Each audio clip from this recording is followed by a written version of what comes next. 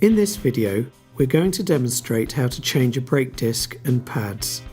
Firstly, remove the spring from the outside of the caliper. Then, remove the two dust caps from the back. You can use a screwdriver to pry them off.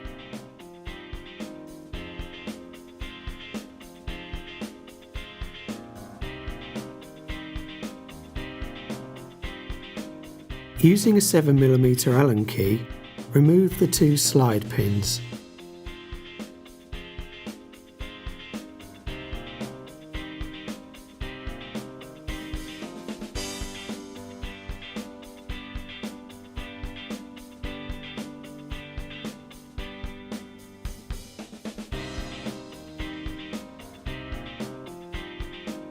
Take the caliper off the brake disc.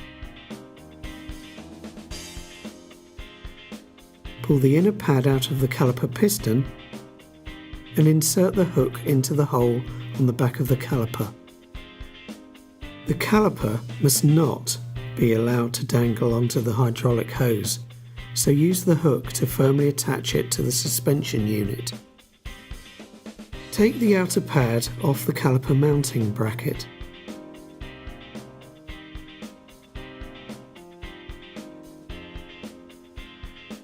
Then remove the bolts from the back of the mounting bracket using a pneumatic ratchet.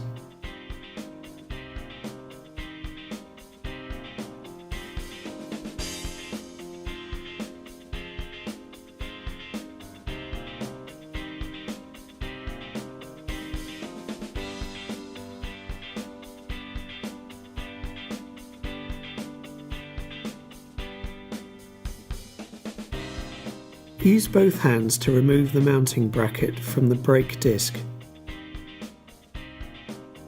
You can now take the brake disc off the hub.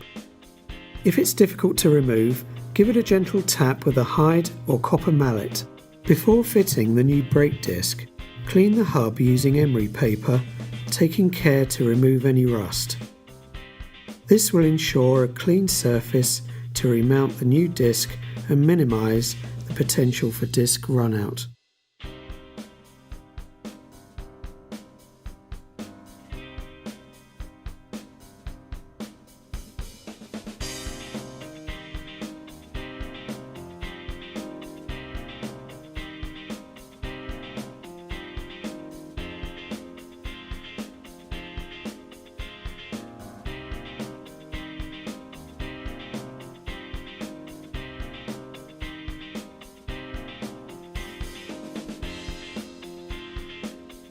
Apply Ceratec grease to the hub, both to the face and the outer edge.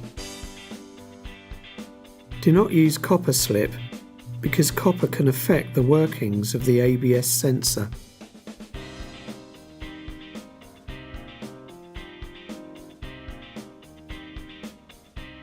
Clean the rims of the holes in the new brake disc before placing it onto the hub.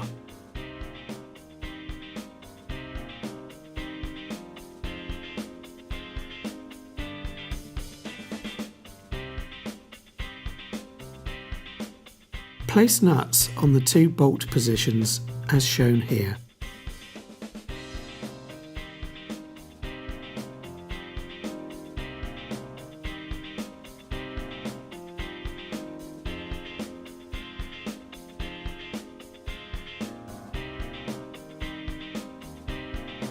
You can use a spanner, but they only need to be hand tight.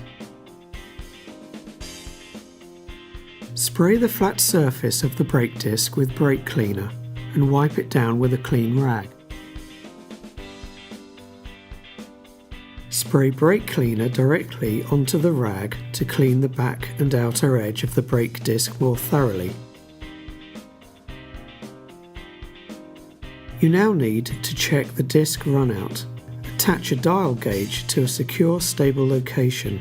Make sure that the dial gauge clamp locks firmly into place. You should hear it click into the locking position. This is what the correctly positioned dial gauge should look like.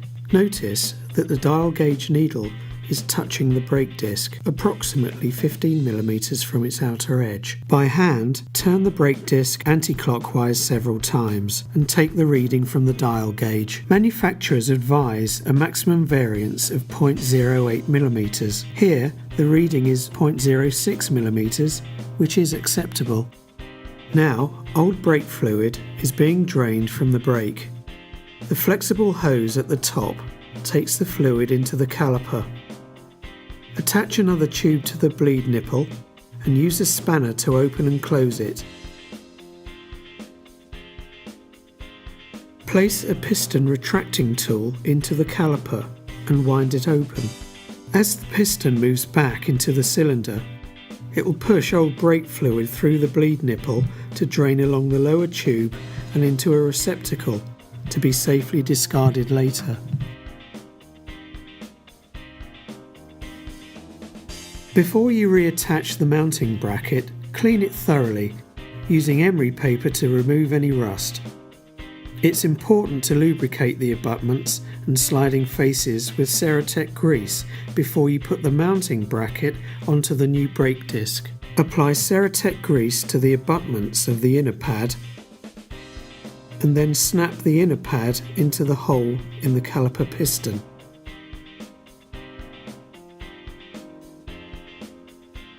Place the outer pad, which should now have Ceratec grease on its abutments, firmly into the brake disc and fit the caliper into position.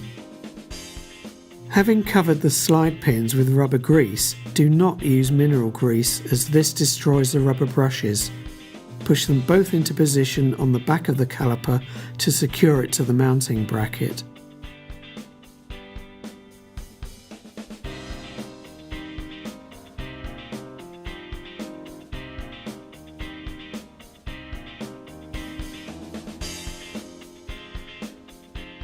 Tighten the pins with the 7mm Allen key using manufacturer's torque settings.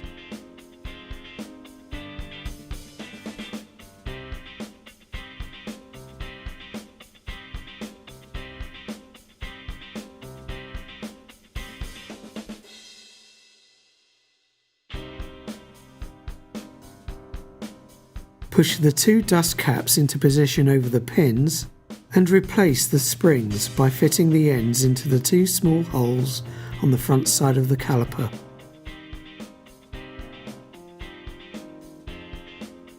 Use a pair of pliers to refit the spring until it's secure.